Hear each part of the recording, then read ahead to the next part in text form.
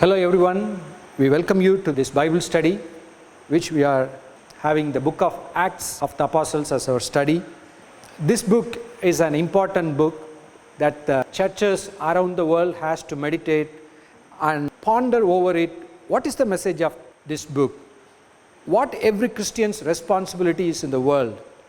A man comes to Christ, he is blessed by him, he received the salvation from sins, he gets miracles. Is that everything? No. Every Christian is expected to be priest, a royal priesthood. It is written in 1 Peter 2:9 to proclaim the praises of him who called us from the darkness. So that is the main message of the book of Acts.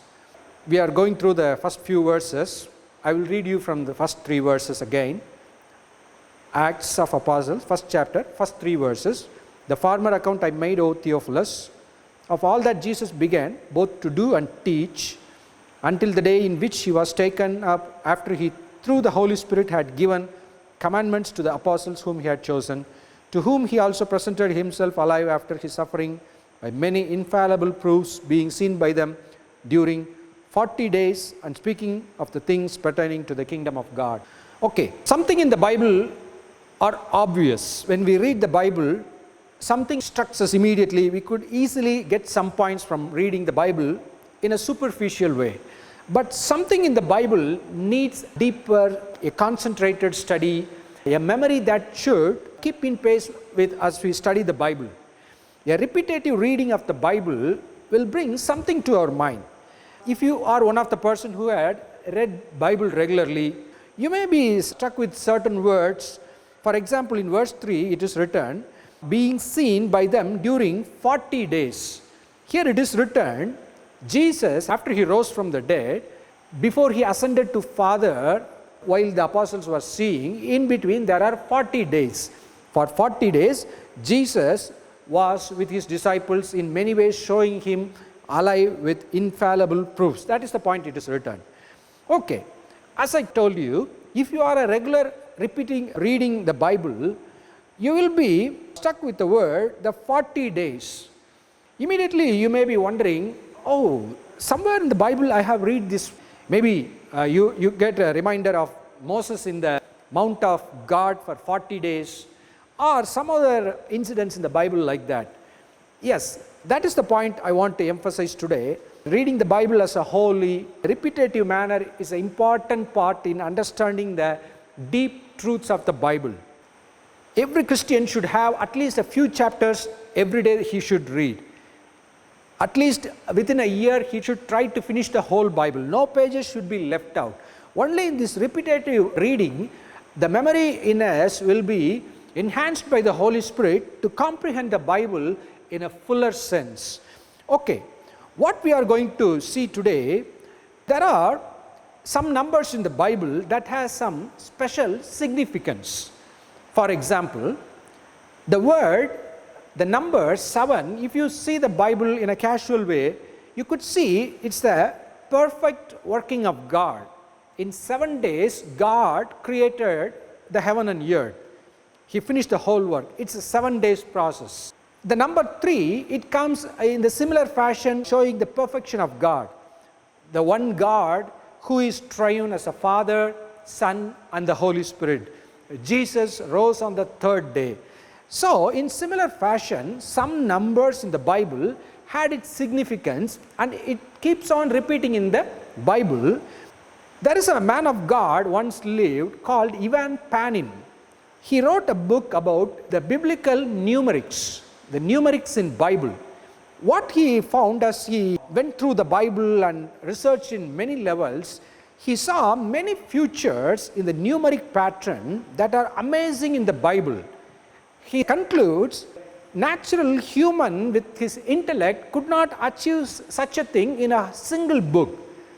The numerical pattern and the interwoven structure of the Bible points out to a divine author. That is the conclusion of that study. That's amazing author. You could search and find some books like that. Okay. When I say Bible numerics, I am not speaking about maybe out of the Christian circle. There are some people who think some number had brings good luck or bad luck, something like that.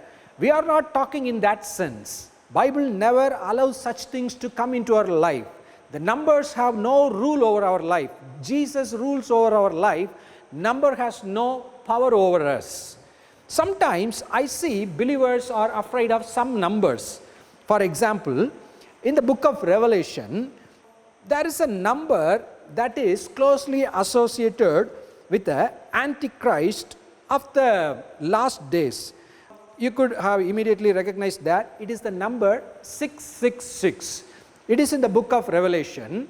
It is associated with the Antichrist of the last days.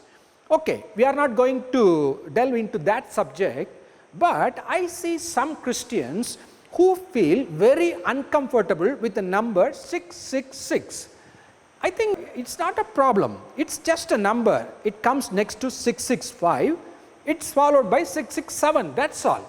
There is no magic or evil presence in that number 666. It's not some intrinsically bad number. It's just a number. Say you are buying a new two-wheeler or a car. You register in the registrar office. What if that number comes in the number plate 666? Are you comfortable with that? Are you thinking, oh, some very bad number is coming? If you had such thought, stop that. That is not a Christian perspective on numbers. In Jeremiah 10th chapter, God gives a stern warning through Jeremiah to the people. Jeremiah 10, first two verses, hear the word which the Lord speaks to you, O house of Israel. Thus says the Lord, do not learn the way of the Gentiles. The people who are outside the God's kingdom, who are outside the salvation experience, they have many fears over many things, numbers or many other things. As a Christian, do not fear the things they are afraid of. Don't learn those things. So, with that introduction, we are going to see how the number 40 is being shown as a significant number in the Bible. We just saw in Acts 1:3, the number of days Jesus was on the earth between his resurrection and his ascension to the Father was 40 days. Now we have a question, is there any significance in that number 40? Is that 40 is being repeated in some other places? That's the thing we are going to see. The first main reference for the 40 comes in the book of Genesis, 7th chapter, when God calls Noah and says he is going to destroy the world with a flood. Genesis 7:4, for after 7 more days I will cause it to rain on the earth 40 days and 40 nights, and I will destroy from the face of the earth all living things that I have made. So, the first reference in the Bible on 40 days, it comes with a judgment of the rain and the floods coming over the water and filling the earth, and the world was destroyed except Noah and his family and the ark and the living creatures there. So, just have this in mind. We see here a 40, where the judgment of God on mankind was executed. 40 days it's being raining. Okay, where are the other important reference about these 40? There are hundreds of references in the Bible, more than 100, but we are seeing a few examples. Our main point is, what is the spiritual truth these things point? That's the thing we are learning here. Exodus 24, in the last verse 18, we read, so Moses went into the midst of cloud and went up into the mountain, and Moses was on the mountain 40 days and 40 nights. Here we see God calls Moses to the Mount Sinai. He was there without any food or drink for 40 days in God's presence. He is getting God's word and writing. He was shown the pattern of how to make the tabernacle of God. Whenever the tabernacle is being designed, God will say, do not forget the pattern that was shown you on the mountain. So what is happening? God's salvation plan, the word of God, the salvation plan, the Bible's initial book, first 5 books are being written by Moses primarily in that place. So the first we saw 40 days, it's raining, the judgment comes. In the second important 40 days plan, we see God's plan for humanity's salvation. He gives Moses his word. how his nature, he reveals his nature, he reveals the plan of salvation through sacrifice and all the systems of the Old Testament which point to Jesus Christ. Those primary things are given in those 40 days. So this 40 days is a very important phase in the Bible. Then this 40 can be seen repeated in many places. For example, if you read Deuteronomy 8:2, there it is pointed, the Israelites were in the wilderness 40 years. They could have gone in just a few months into the promised land, but because they disobeyed God, because they murmured against God, God gave the judgment that the generation won't enter that land. He waited until the last man died. Only the second generation, they can go into the land. There we read, it took exactly 40 years. So 40 years we see God's way with his people like that. Another important reference to the 40 days you can read in Matthew 4th chapter, where we read Jesus was being tempted by Satan after he was baptized and filled with the Spirit. Matthew chapter 4 verse 2 we read, and when he had fasted 40 days and 40 nights, afterward he was hungry. Okay, what we read here is how many days Jesus fasted before he started his ministry. It's 40 days. So the 40 is mainly associated with God's judgment, the redemption plan, his ways that man may come to him, the reconciliation plan. Everything seems to be covered in this 40 aspect of number. So that's the primary thing. I want to point out one thing. The first main reference is in Genesis 7:4. There the flood is coming and people are destroyed. The last main reference for the 40 days is in Acts 1:3, where we read Jesus Christ suffered for our sins, he rose again. For 40 days he showed himself to the disciple. That is a glorious plan. Instead of being destroyed by the flood, instead of being destroyed for our sins, Jesus Christ suffered for us, he died, he rose again. That is the glorious arc of this plan. That is the main message in this 40 days plan, where we see God's hand in operation. I want to now turn attention to some other verses where this word 40 is very repeatedly referred. Please turn to your book to Book of Judges. Book of Judges is a violent book. People rebelling against God, following other gods, then going to captivity to the neighboring people, then God redeeming them.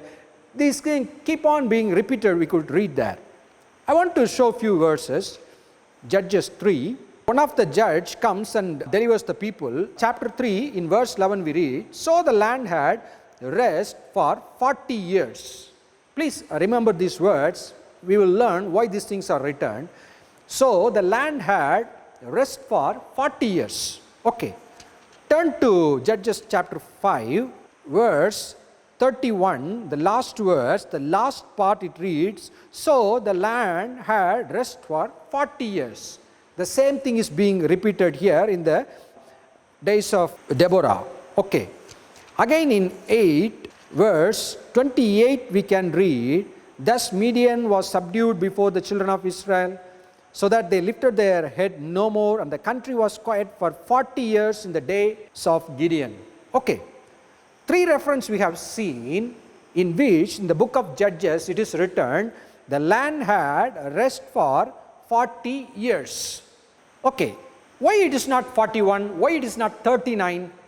We will come to that point. Another verse in Judges 13:1, again the children of Israel did evil in the sight of the Lord, and the Lord delivered them into the hand of Philistines for 40 years. They had rest for 40 years at some period. At one period it is written, because of their sin they were delivered to the Philistines for 40 years.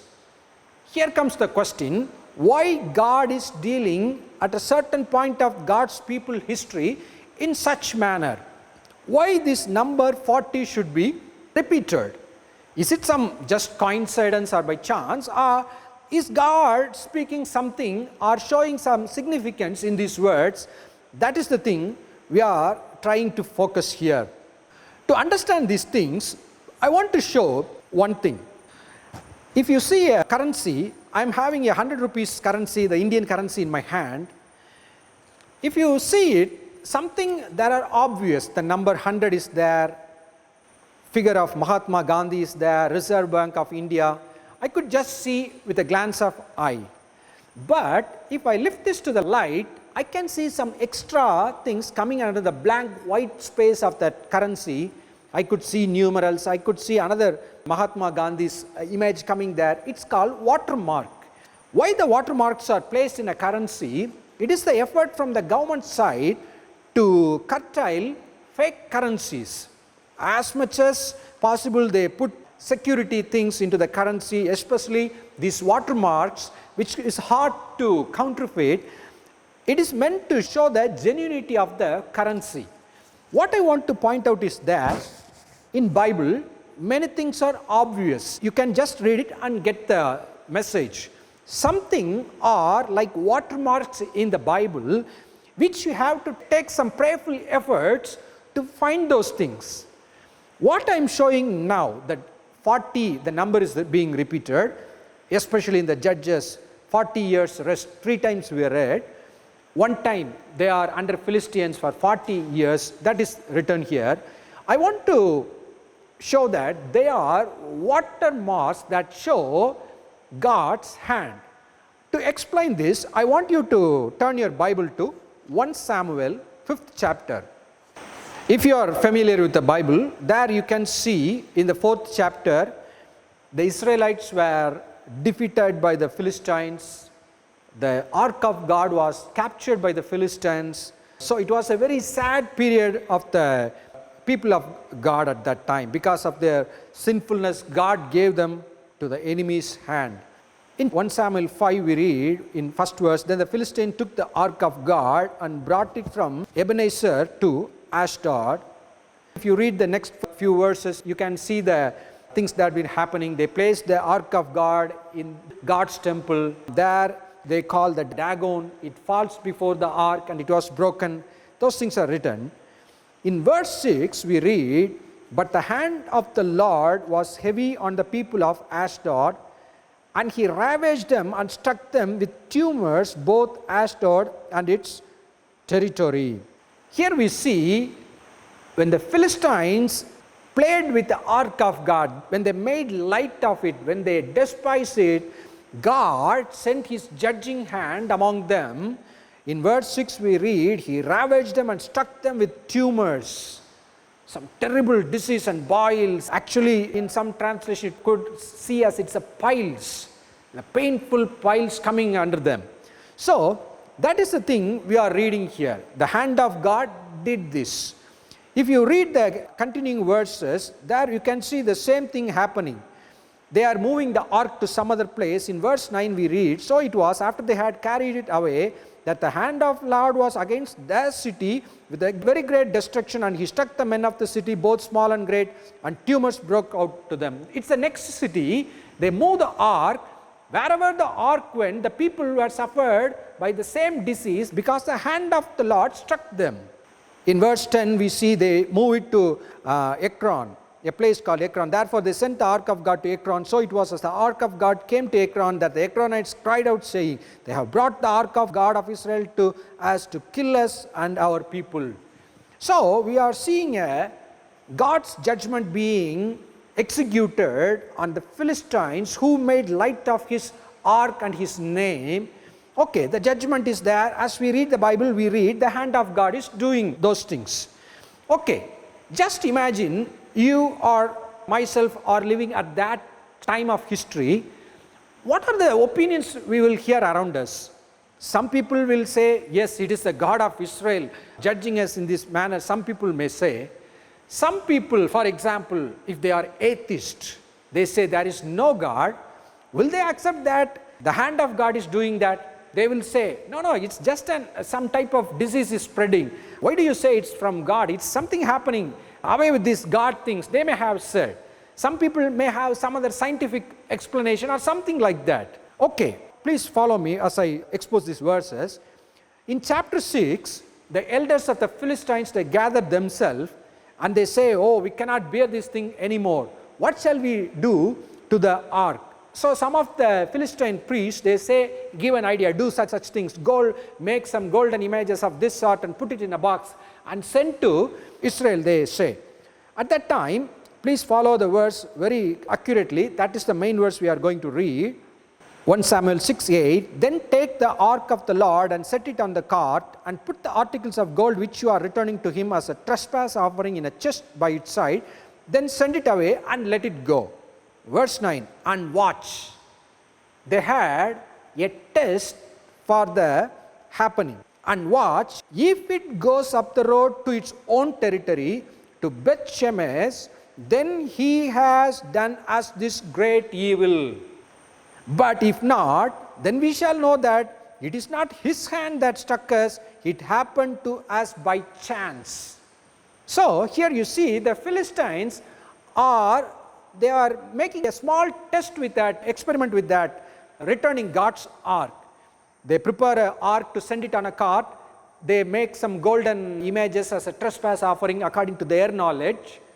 Then they say, let us make the cart move on its own. Let us just make it move. Then let us watch. If it goes towards Beth Shemesh, then we shall know this is the hand of God of Israel. If not, if it wanders to some other place, we will know, they say in the end of the verse 9, it happened to us by chance. Can you see a picture of the present secular world in this verse? The people of the world see this world as a chance. The world was created by an accident. Something happened, something burst, the world was happening on its own. God never created this world. The happenings in this world are chance. There is no meaning in this world. That is the point of a secular person of this world, maybe an atheist of the world. The people, the Philistines are similarly like that, so they make their own experimentation with this point of their life. So, what happens in verse 11 and 12 we read, and they set the ark of the Lord on the cart and the chest with the gold rats and the images of the tumors. Verse 12, then the cows headed straight for the road to Beth Shemesh. Hallelujah. Then we read, and went along the highway lowing as they went, and did not turn aside to the right hand or the left, and the lords of Philistines went after them to the border of Beth Shemesh. Please listen to me, follow me carefully. Here is a people, they had a doubt whether the happenings happened, the disease that ravaged among their cities, is it a chance? Is it some type of coincidence? When the disease came, the ark of Lord also came, or the disease came because of the ark of the Lord? They had a question. They tested themselves and found that it is not chance. In verse 12, the cows headed straight for the road to Beth Shemesh and went along the highway. They did not turn aside to the right hand or the left, to the amazement of the Philistine leaders. They were seeing and amazed. It doesn't small, no right or left hand. It's going straight to the Beth Shemesh. They were amazed. They must concluded in their heart, this is the hand of God. So, with this point, come to that 40, repetition of 40 in Judges. Some period it's 40 years of peace, sometime it's 40 years of being subdued under enemies. What is those things God want to exemplify, teach from those verses? It is not some chance history that is happening. It's not happening because of this man did so, this man did so. No, God's hand was there. When they are right, He is giving them peace. The 40 years shows the hand of God. When it was under the Philistines, slavery under Philistines 40 years, God wants to show the people it's His hand. I want to say, as I told about the currency's watermarks, these 40 years being repeated in many places acts like the watermark in a currency. When we meditate, we see they are not chance happening, they are not accidents, they are not meaningless history repeating. It's God's history, God's hand is there. Everything in this world was ruled by God. His action is in every place. That is the number 40 signifies in this place. I think you are following me. The 40, whenever you see in the Bible, you remind your mind, yourself, God is ruling over the world. There is nothing by chance happening in the world. It is written, God knows the number of hair in our head. Even a small bird does not fall down without the Father's will. We cannot understand or comprehend all these things, but what we are clearly taught is that God rules the world. Nothing happened by chance. As a child of God, this truth should give us a great joy and an edifying peace in our heart. Nothing is by chance happening. Everything happens by the decree of God, according to man's action in the righteous acts of God. That is the number 40 signifies to us. In your life, in any part of life, if anything's happen, have this in mind. God is in control. He is with me. He is ruling the affairs of the world. Nothing is in the world that is getting out of God's hand or His control. He rules over the nation. He has everything under His control. This doctrine, this teaching should give you a great peace in all the upheavals of your lives happening or the happenings of the events around your world. I will pray for you. Father God, I pray for everyone who is listening to this Bible study. Bless them with your conviction that you rules the world. Nothing happens in the world by chance. It is His hand. Let every one of your child recognize that the hand of God is on the affairs of the world. Let it give a great peace to them. In Jesus' name we pray. Amen. Thank you.